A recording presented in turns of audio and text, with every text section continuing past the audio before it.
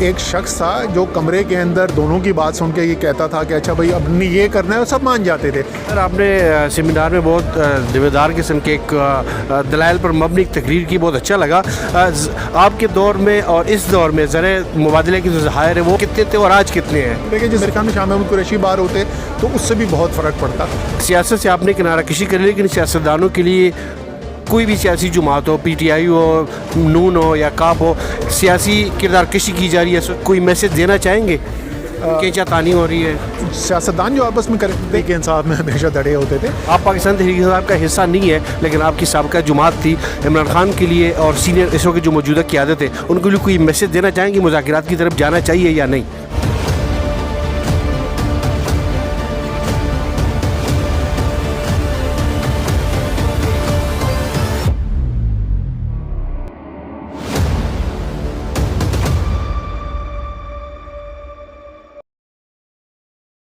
بسم اللہ الرحمن الرحیم. السلام علیکم ناظرین، میں حب امین اور آپ دیکھ رہے ہیں لبیات آج ٹی وی. سرینا ہوٹل میں موجود اور یہاں پہ لیڈرز اینڈ اسلام آباد بزنس سمٹ 2025 کا انعقاد کیا گیا تھا، اور یہ سیمینار، یہ تقریب 2 دن پر مبنی تھی جو ابھی اختتام پذیر ہوئی ہے. اس تقریب میں قومی اور بین الاقوامی مندوبین، سپرا اور پولیٹیکل لیڈرشپ نے مختلف اوقات میں سیمینار سے خطابات کرتے رہے، لیکن آج جو ہماری ملاقات ہوئی وہ اسد عمر صاحب سے ہوئی، اور اسد عمر صاحب سے ہم نے رسمی گفتگو بھی کی، آن دا ریکارڈ بھی اور آف دا ریکارڈ بھی. پاکستان تحریک انصاف کے ساتھ تو وہ اب نہیں ہے اور سیاست سے بھی کنارہ کشی کی ہے، لیکن پاکستان تحریک انصاف کے چیئرمین جناب عمران خان صاحب اور پاکستان تحریک انصاف کی موجودہ قیادت کے لیے وہ کیا میسج دے رہے ہیں، سیاسی کیا مشورہ دے رہے ہیں، اور شاہ محمود قریشی کے حوالے سے وہ کیا کہہ رہے ہیں، اور اس وقت سوشل میڈیا کے تھرو ایک دوسرے کی جو کردار کشی کی جا رہی ہے اس حوالے سے اسد عمر صاحب کیا فرما رہے ہیں وہ بھی آپ کو سنواتے ہیں اور دکھاتے ہیں. اور ٹائم ضائع کیے بغیر چلتے ہیں اسد عمر صاحب کی جانب. ٹیکہ خان ثانی صاحب نے بہت لمبی گفتگو کی، ہم نے چاہا کہ مختصر گفتگو اسد عمر صاحب کا. سر تھوڑا سر بہت عرصے بعد کیسے ہیں آپ؟ کیسی مزاجی طبیعت کیسی ہے آپ کی؟ اللہ کا فضل ہے، بالکل خیریت. سر پاکستان تحریک انصاف میں دڑا بندی ہونے کیسے دیکھ رہے ہیں آپ؟ ایک ہر سیاسی پارٹی کے اندر دھڑے ہوتے ہیں، یہ کوئی نئی خبر نہیں ہے. پاکستان کی تمام سیاسی پارٹیوں میں دھڑے ہیں، تحریک انصاف میں ہمیشہ دھڑے ہوتے تھے. صرف فرق یہ ہے کہ جب عمران خان صاحب باہر تھے تو ایک شخص تھا جو کمرے کے اندر دونوں کی بات سن کے یہ کہتا تھا کہ اچھا بھائی اب نے یہ کرنا ہے، اور سب مان جاتے تھے. اب کیونکہ خان صاحب جیل میں ہیں، شاہ محمود قریشی بھی اندر چل گئے، میرے خیال میں شاہ محمود قریشی بار ہوتے تو اس سے بھی بہت فرق پڑتا. کوئی ایک ایسا لیڈر نہیں ہے جس کی سب بات مانتے ہیں، تو وہ جو اختلافات پہلے کمرے میں ہوتے تھے وہ کھل کے سامنے آ رہے ہیں. میری تو اپنے پرانے ساتھیوں سے صرف یہی درخواست ہوگی، ضرور ایک دوسرے سے اختلاف رائے رکھیں، اس میں کوئی حرج نہیں ہے، لیکن سوشل میڈیا اور میڈیا کے اوپر نہ یہ باتیں کریں. سر آپ نے سیمینار میں بہت ذمہ دار قسم کے ایک دلائل پر مبنی ایک تقریر کی، بہت اچھا لگا.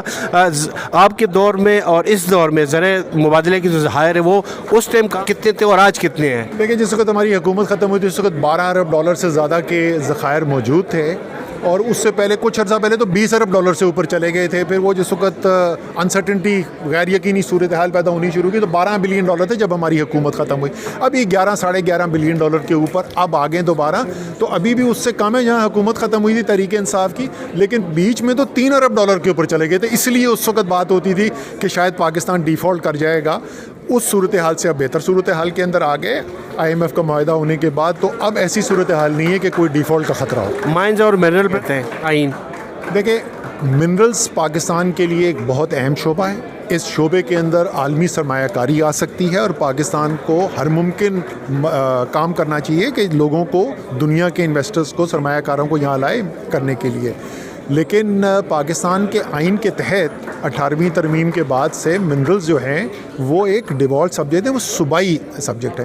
کوئی قانون میں ایسی چیز نہیں کرنی چاہیے کہ صوبوں کو ایسا لگے کہ وفاق ان کا اختیار چھین رہا ہے. آپ کو پتہ ہے بلوچستان کے اندر جو اتنی اس وقت مشکل صورتحال ہے، اس کی ایک بہت بڑی وجہ جو ہے وہ یہی ہے کہ وسائل کے اوپر کنٹرول کس کا ہوگا. اسی طریقے سے خیبر پختونخوا کے اندر بھی جو ہے یہی فیلنگ پائی جاتی ہے، سارے پاکستان کے اندر ہی ہے. تو صوبائی خود مختاری کے اندر کوئی ایسی چیز نہیں نظر آنی چاہیے، لیکن اس کو سامنے رکھتے ہوئے بالکل یہ بہت اہم شعبہ ہے. اور اگر اس میں کوئی بھی کام کیا جا رہا ہے سرمایہ کاری لانے کے لیے، چاہے پاکستانی سرمایہ کاری کی طرف سے ہو یا بیرونی سرمایہ کاروں کی طرف سے ہو، تو اس کی انکریجمنٹ کرنی چاہیے. سیاست سے آپ نے کنارہ کشی کر لی، لیکن سیاستدانوں کے لیے کوئی بھی سیاسی جماعت ہو, پی ٹی آئی ہو, نون ہو یا کاپ ہو, سیاسی کردار کشی کی جا رہی ہے, سوشل میڈیا استعمال کیا جا رہا ہے, کوئی میسج دینا چاہیں گے؟ کینچا تانی ہو رہی ہے, سیاستدان جو آپس میں کریں, دیکھیں میری اس پہ بہت واضح ہے, میں اس پہ آرٹیکلز دیکھ چکا ہوں, میں ٹیلی ویژن پروگرام سے بہت دفعہ بات کر چکا ہوں کہ اگر سیاستدانوں نے سب نے ایک دوسرے کے گلے پکڑے ہوئے نا, جمہوریت نہیں چل سکتی.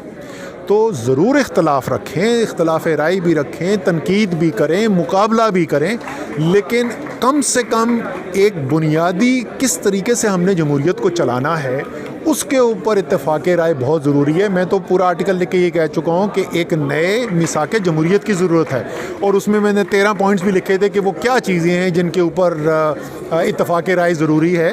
تو میرے خیال میں تمام پاکستان کے سیاستدانوں کو ساتھ بیٹھ کر کوئی نہ کوئی اس کا حل ضرور نکالنا چاہیے, ورنہ یہ کشتی آگے جس طریقے سے ابھی ہے کہ وہ نہ آگے جاتی ہے نہ پیچھے جاتی ہے, وہی حالات چلتے رہیں گے. سر آپ تو آخری سوال, آپ پاکستان تحریک انصاف کا حصہ نہیں ہے, لیکن آپ کی سابقہ جماعت تھی, عمران خان کے لیے اور سینئر اس وقت جو موجودہ قیادت ہے ان کے لیے کوئی میسج دینا چاہیں گے, مذاکرات کی طرف جانا چاہیے یا نہیں؟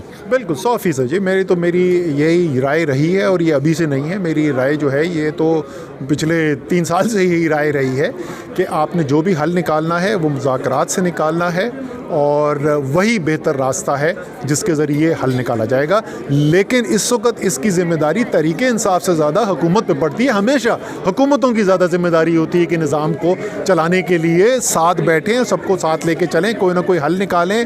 ایک قربانی ضرور دینی پڑے گی حکومت کو, اور وہ یہ ہے کہ 5 سال الیکشن کا پھر انتظار نہیں ہوگا, کوئی درمیانی تاریخ پہ اتفاق رائے کرنا پڑے گا کہ کب اگلے الیکشن کی طرف جا رہے ہیں, کون سا الیکشن کمیشن ہوگا جو وہ کرائے گا. تو یہ دونوں چیزوں کے اوپر اتفاق رائے کرنا ضروری ہے. عمر صاحب آپ کا بہت بہت شکریہ, thank you so much, thank you. یہ ایک گروپ میں آسما میڈم کے ساتھ اے جے کے سے نمائندگی کرتے ہوئے, پھر تو پیچھے بینر ہونا چاہیے کشمیر بنے گا پاکستان. انشاءاللہ بنے گا. تو سید ذیشان حیدر کاظمی اور سیدہ آسما کاظمی. ہو گیا ہو گیا ہو گیا ہو گیا.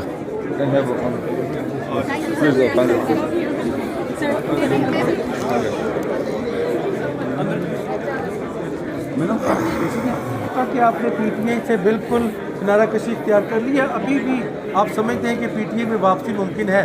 میرا سیاست کرنے کا کوئی ارادہ نہیں ہے, تو سیاست ہی نہیں ہے, یہ پی ٹی آئی سے کنارہ کشی نہیں ہے, یہ سیاست سے کنارہ کشی. کیا پی ٹی آئی میں آ سکتے ہیں واپس؟ میں آپ کو بتائیں, دیکھیں سیاست میں نہیں کرنی, اس کے علاوہ میں ہمیشہ بولتا ہوں یار اس کے علاوہ بتاؤ کیا خدمت کر سکتا ہوں, میں حاضر ہوں.